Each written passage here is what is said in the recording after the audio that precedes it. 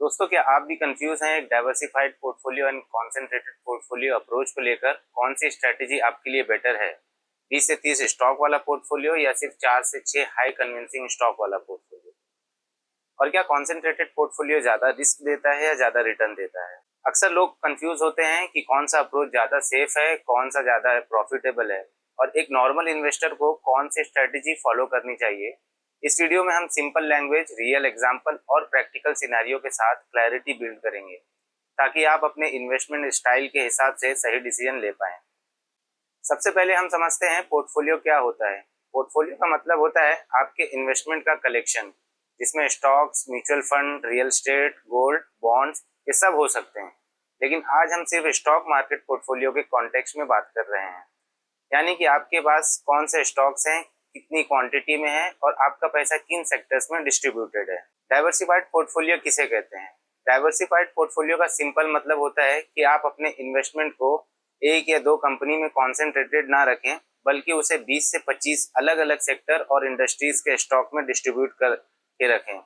Example के तौर पे आपका थोड़ा इन्वेस्टमेंट आईटी सेक्टर में, थोड़ा बैंकिंग में, थोड़ा फार्मा, ऑटो, एफएमसीजी में डिस्ट्रीब्यूटेड हो। इस अप्रोच का फायदा ये होता है कि अगर कोई सेक्टर या स्टॉक गिरता है तो बाकी सेक्टर उसे डाउनफॉल को ऑब्जर्व कर लेते हैं। इससे रिस्क नेचुरली कम हो जाता है और पोर्टफोलियो की वॉलेटिलिटी भी कम होती है। इसके ऑपोजिट साइड पर कॉन्सेंट्रेटेड पोर्टफोलियो में 4 से 6 हाई कन्विक्शन वाले स्टॉक होते हैं। ये कंपनीज किसी एक सेक्टर की भी हो सकती है या एक थीम जैसे ईवी, एआई या रिन्यूएबल एनर्जी में भी हो सकती है। कॉन्सेंट्रेटेड पोर्टफोलियो में रिस्क हाई होता है, वॉलेटिलिटी ज्यादा होती है, लेकिन अगर स्टॉक सिलेक्शन परफेक्ट हो जाए तो रिटर्न एक्स्ट्रा ऑर्डिनरी भी मिल सकते हैं। अब जानते हैं दोनों भी अप्रोच की फिलोसफी क्या कहती है। डाइवर्सिफाइड पोर्टफोलियो की फिलोसफी सिंपल है। हम फ्यूचर को प्रेडिक्ट नहीं कर सकते हैं, इसलिए अपना रिस्क स्प्रेड करके रखो। ये कंजर्वेटिव अप्रोच है जिसमें प्राइमरी फोकस स्टेबिलिटी और कैपिटल प्रोटेक्शन पर होता है।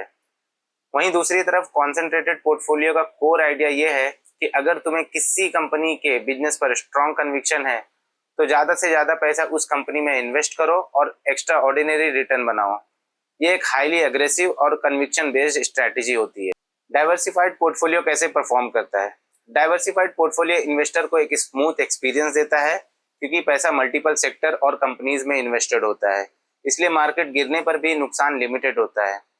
लॉन्ग टर्म में इसका परफॉर्मेंस स्टेबल होता है और एवरेज सीएजीआर 10 से 14% के बीच होता है। इमोशनल स्ट्रेस कम होता है, डेली ट्रैकिंग की भी जरूरत नहीं पड़ती और बिगनर के लिए ये अप्रोच काफी अच्छा होता है।